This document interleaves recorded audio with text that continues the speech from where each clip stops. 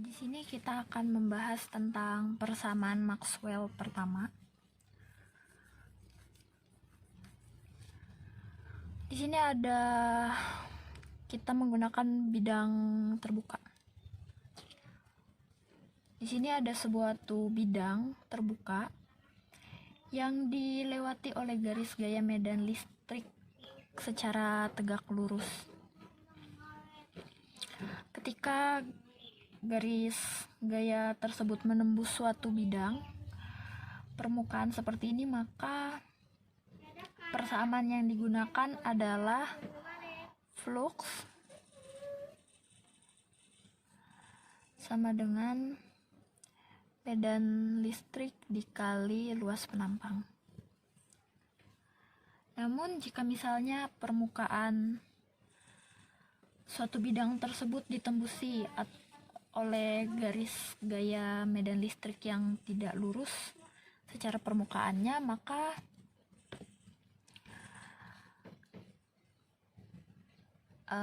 artinya dia membentuk suatu sudut terhadap bidang permukaannya seperti ini.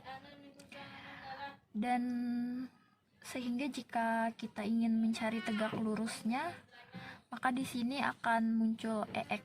EX itu secara trigonometri adalah EX sama dengan E cos delta. Maaf, delta.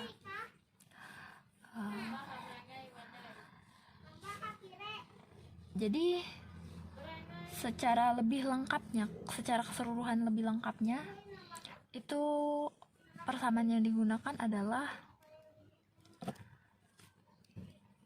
flux sama dengan medan listrik dikali luas penampang cos theta. Namun jika ingin mengerjakan secara singkat persamaan tersebut, maka kita menggunakan yang di atas, yaitu flux sama dengan medan listrik dikali luas penampang.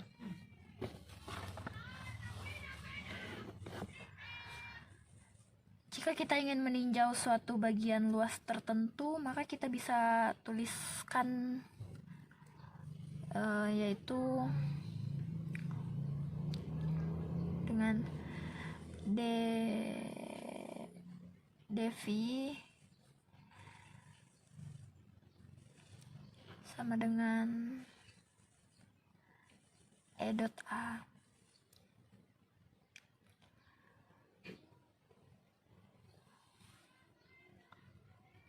Dan jika kita ingin menulisnya dalam bentuk integral, maka adalah flux sama dengan integral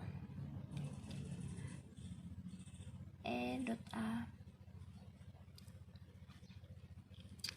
Mengapa di sini integralnya integral terbuka? Karena bidang yang kita gunakan adalah bidang terbuka. Sekarang bagaimana jika ada suatu bidang tertutup yang dilewati oleh garis gaya medan listrik ini? Contohnya misalnya ini bidang tertutup. Ini adalah garis gayanya. Maka persamaan yang akan kita pakai atau kita gunakan itu adalah flux sama dengan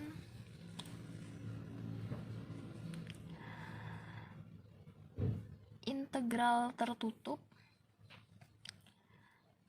E dot A. Kenapa di sini kita menggunakan integral tertutup?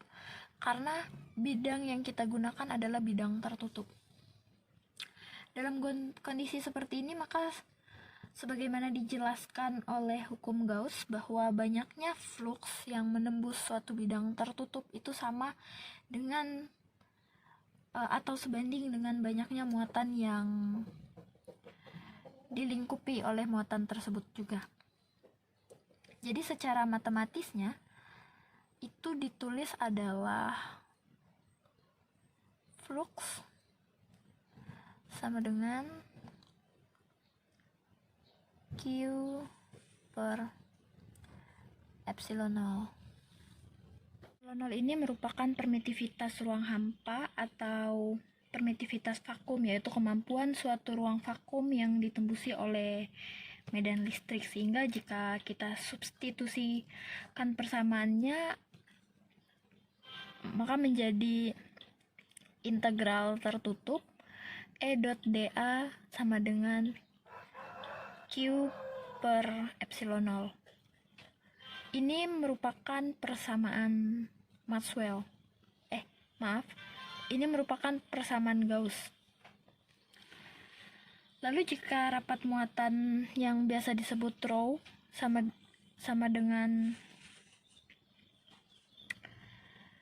muatan per volume, maka Q-nya sama dengan rho kali V. Lalu jika kita ingin meninjau melalui bidang tertentu atau permukaan tertentu, maka kita bisa menggunakan diferensial Q sama dengan rho diferensial V, atau jika kita ingin menggunakannya secara integral, maka kita bisa menggunakan Q sama dengan integral rho dot dV. Jika kita substitusikan,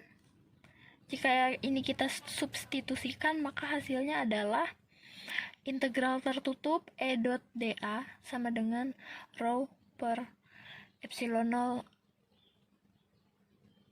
integral dV.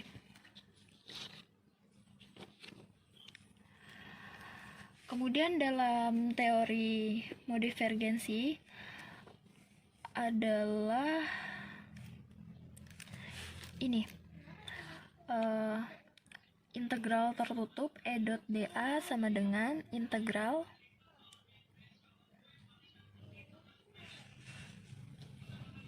nabla dot E dV.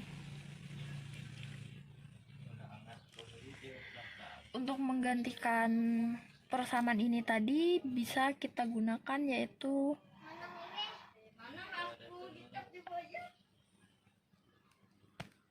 integral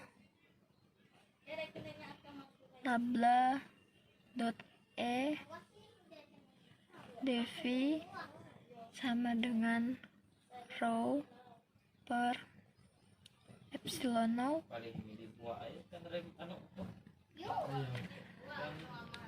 integral dV.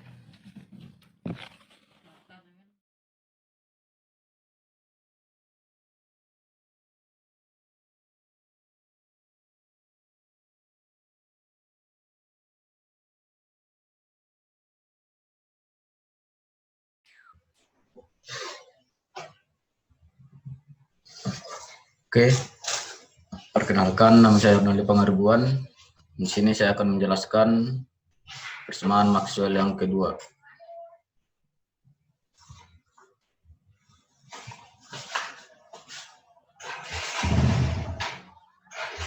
Oke, persamaan Maxwell. Di sini persamaan Maxwell dirumuskan dalam besaran medan listrik E dan medan magnet B. Terdiri atas 4 persamaan medan yang masing-masing dapat dipandang sebagai hubungan antara medan dan distribusi sumber, baik sumber muatan ataupun sumber arus. Untuk ruang vakum tanpa sumber muatan, persamaan Maxwell dirumuskan sebagai berikut. Di sini ada 4 persamaan Maxwell, yang pertama, kedua, ketiga, dan keempat. Tapi di sini saya akan menjelaskan persamaan Maxwell yang kedua, yaitu divergensi B sama dengan 0. Tapi sebelum itu, persamaan Maxwell pada dasarnya terdiri dari 4 persamaan yang telah dapat dibuktikan secara eksperimen saat itu. Namun, ketika merumuskan keempat persamaan matematika tersebut, terdapat bentuk yang tidak konsisten, yaitu pada persamaan Ampere.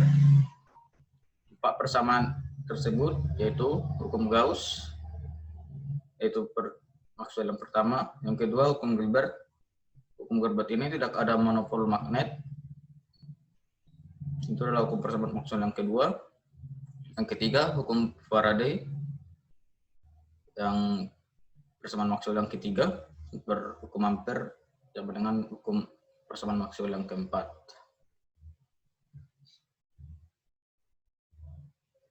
Nah, di sini saya akan menjelaskan persamaan Maxwell yang kedua.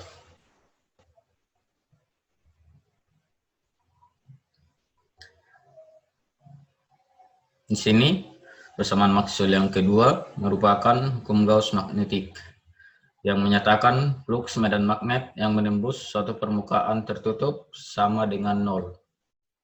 Jadi persamaan Maxwell kedua ini tidak adanya sumber medan berpemuatan magnetik. Dapat kita lihat seperti rumus di bawah ini. Persamaan Maxwell yang kedua ini menggunakan teori divergensi, yaitu divergensi B. Divergensi B sama dengan medan magnet, itu sama dengan nol. Tapi dalam persamaan hukum Maxwell kedua ini ada beberapa catatan. Catatan yang pertama yaitu ini adalah flux magnetik. Flux magnetik B. Di sini dia berbentuk integral tertutup, yaitu integral B terhadap luas permukaan di sini A sama dengan 0. Maka integral tertutup B terhadap permukaan luas ini sama dengan 0 karena tidak adanya sumber medan berupa muatan magnetik. Yang penjelasan selanjutnya yaitu persamaan Maxwell yang kedua ini dapat kita lihat seperti rumus di sini. Flux magnetik B, medan magnetik B dia terhadap luas permukaan. Jadi dapat kita secara integralnya yaitu integral tertutup B terhadap luas permukaan. Nah, nanti di sini dia menghasilkan perubahan flux terhadap waktu dan menghasilkan GGL induksi. Nah, yang itu kita sebut hukum Faraday. Tetapi kita melihat di sini nanti dia dilihat dari beberapa jumlah lilitannya yaitu N.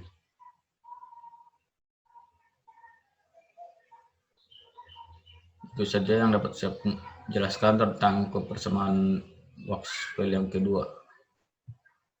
Kurang lebihnya saya minta maaf. Sekian dan terima kasih.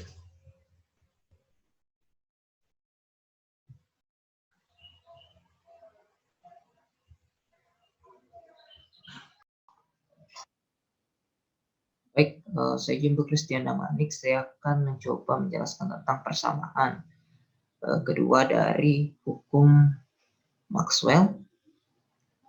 Jadi di sini saya akan mencoba menjelaskan bagaimana hukum kedua dari Maxwell pada materi gelombang kali ini. Nah, pada hukum kedua Maxwell dijelaskan bahwa ada dua cara atau bisa digunakan dua cara. Yang pertama yaitu hukum Gauss, tetapi dia dalam konteks magnetik. Kemudian ada juga Biot-Savart, hukum Biot-Savart.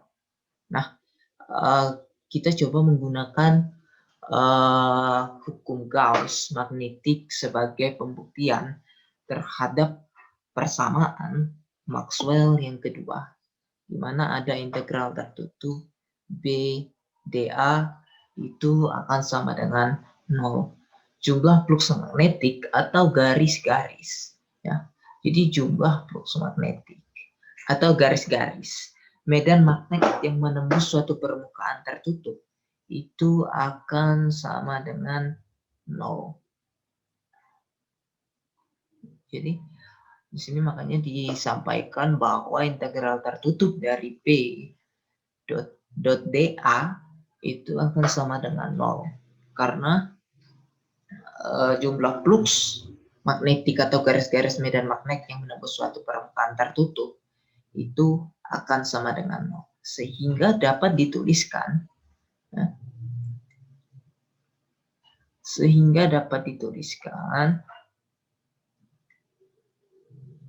integral tertutup B dot dA itu sama dengan integral diferensial B dot dV. Maka dari persamaan ini yang kemudian diturunkan menjadi persamaan ini, dia menghasilkan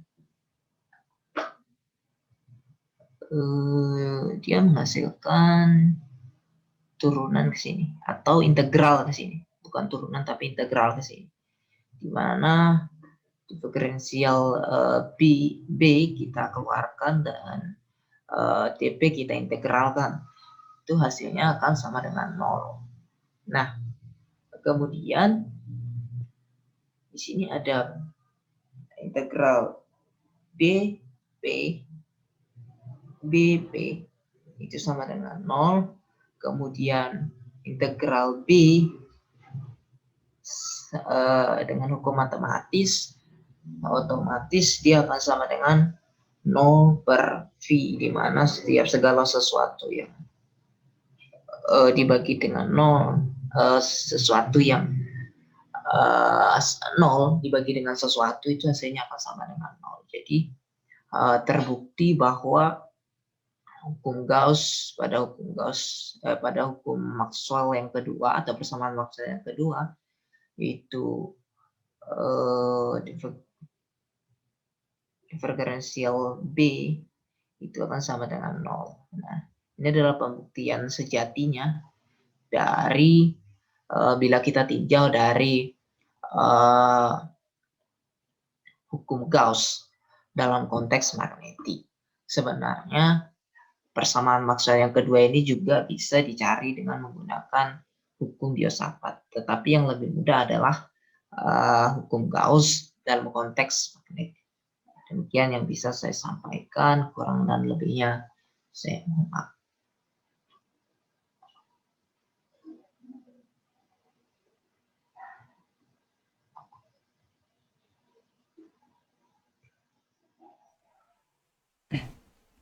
Jadi kali ini saya akan menjelaskan tentang persamaan Maxwell yang keempat, yang mana persamaan itu adalah nabla cross B sama dengan nu 0 JB plus nu 0 epsilon 0 do E per do T.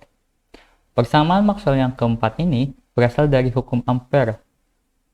Meskipun nanti hukum Ampere ini akan dikoreksi oleh Maxwell sehingga diperoleh persamaannya, sehingga diubah persamaannya dengan memasukkan faktor koreksi dari Maxwell itu sendiri. Kita tahu bahwa arus listrik yang mengalir pada suatu kawat penghantar, akan menghasilkan medan magnet di sekitar kawat tersebut. Kalau misalnya ada kawat yang dilingkupi oleh medan tertutup dan dialiri arus listrik, maka persamaan ampernya dapat menjadi integral tertutup dari B dot dl sama dengan nu 0 kali I.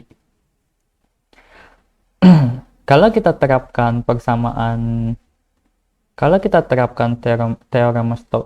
teorema Stokes, maka persamaan itu menjadi integral nabla cross B kali dA. Kemudian kita tahu bahwa rapat arus muatan J itu dirumuskan dengan banyaknya arus yang mengalir tiap luas penampang. Maka kalanya untuk mencari banyaknya arus mengalir atau I, maka bisa ditulis dalam bentuk integral seperti ini. bisa ditulis integral J kali dA. Kita masukkan I-nya yang I bentuk integral ini ke persamaan yang ini. Integral nabla cross B dA sama dengan nu0 kali I. Maka persamaannya menjadi integral nabla cross B dA itu sama dengan nu0 kali integral J dA. Maka persamaan itu menjadi persamaan ini diturunkan menjadi nabla cross B itu sama dengan nu0 kali J. Nah, ini masih persamaan hukum Ampere.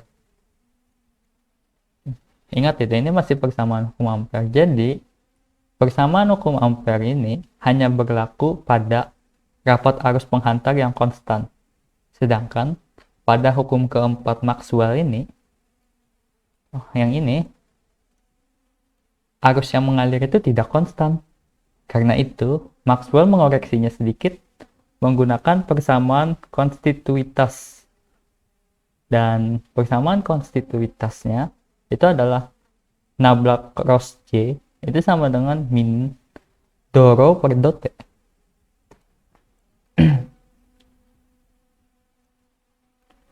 Nah, kita tahu bahwa dari persamaan Maxwell sebelumnya, yaitu nabla cross E itu sama dengan rho per epsilon 0. Maka rho itu mencarinya adalah epsilon 0 dikali nabla cross X.